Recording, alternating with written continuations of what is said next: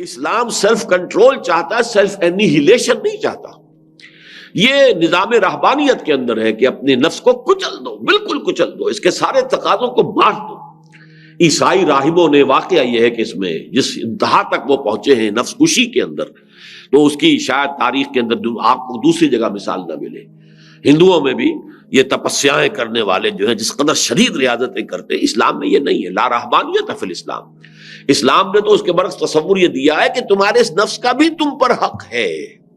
حضرت عبداللہ ابن عمرو ابن العاص، جن کی ایک حدیث بھی میں ابھی آپ کو سنا چکا ہوں، ایک روایت، انہی کا واقعہ آتا ہے کہ ان کے بارے میں حضور کو یہ خبر دی گئی کہ یہ عبداللہ جو ہے، عمرو ابن العاص کے بیٹے عبداللہ، یہ تو ہر روز روزہ رکھتے ہیں اور پوری رات کھڑے رہتے ہیں، نوافل ادا کرتے ہیں۔ انہیں نہ اپنی بیوی سے کوئی غرض ہے، نہ کوئی دنیا سے کوئی اور تعلق ہے، کوئی دلچسپی ہے، بالکل نہ لوگوں سے ملنا جلنا ہے، الگ تھلگ ہے، اسی کام میں لگے ہوئے۔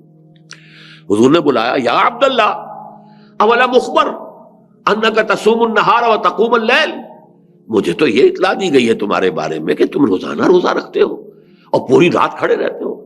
عرض کیا بلا یا رسول اللہ، حضور ایسا تو ہے۔ فرمایا لا تفعل، ایسا ہرگز مت کرو۔ فإن لنفسك عليك حقا وإن لزوجك عليك حقا وإن لزورك عليك حقا، تمہارے نفس کا بھی تم پر حق ہے، تمہاری بیوی کا بھی تم پر حق ہے، تمہارے ملاقاتی وزٹرز جو آئیں زیارت کرنے والے، ان کا بھی تم پر حق ہے۔ یہ سارے حقوق ادا کرنے، تو نفس کو بھی اس کا حق ادا کیجئے، لیکن یہ کہ وہ کیجئے اس طریقے سے کہ آپ فیصلہ کریں کہ نفس کو کیا دینا ہے کیا نہیں دینا۔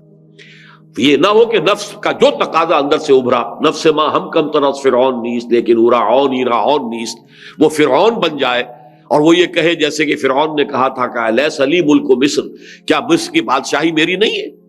وہذہ الانہار تجری من تحتی، یہ تمام جو آبپاشی کا نظام ہے یہ میرے کنٹرول میں، جس کو چاہوں پانی دوں، جس کا چاہوں روک دوں، میرا اختیار مطلق ہے۔ میں نہیں جانتا کون اللہ، کون رسول، کون موسیٰ، کون خدا، میں نہیں جانتا۔ اسی طرح میرا نفس بھی کہتا ہے، امام روم فرماتے ہیں مولانا رومی کہ نفس ما ہم کم ترس فرعون نیست، یہ فرعون سے کم نہیں ہے۔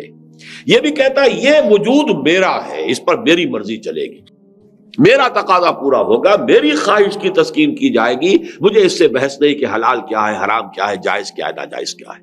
اب یہاں اگر آپ کی خودی طاقتور ہے اور نفس کو کنٹرول کرتی ہے، تو یہ ہے جو مطلوب شکل کہ اب آپ اس نفس حیوانی کو اپنے لیے استعمال کر سکیں گے، اپنی فلاح کے لیے، اپنی کامیابی کے لیے، اعلیٰ تر مقاصد کے حصول کے لیے، اونچی اونچی منزلوں تک پہنچنے کے لیے، یہ آپ کا مرکب ہے، یہ آپ کی سواری ہے۔